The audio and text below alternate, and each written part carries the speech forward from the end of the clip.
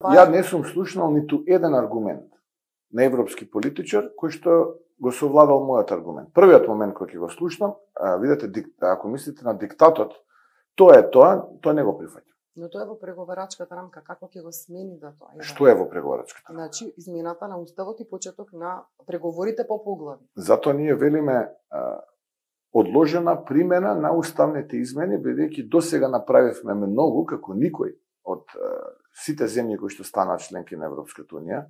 Менувавме имиња, презимиња, знаме, рамковни, вакви, такви, секакви договори за таа Европска иднина и сите ни велеа уште ова само направете го и готово. Вие ќе бидете земја членка него. Бидејќи вие не си го одржавте зборот, оваа генерација политичари во ВМРО ДПМН нема намера повеќе да влегува во таков тип на авантура. За нас гаранција е кога ќе се заврши процесот на преговори, бидејќи тогаш во заклучоците не стои дека треба да се ефективни сега, или да се заврши процедурата.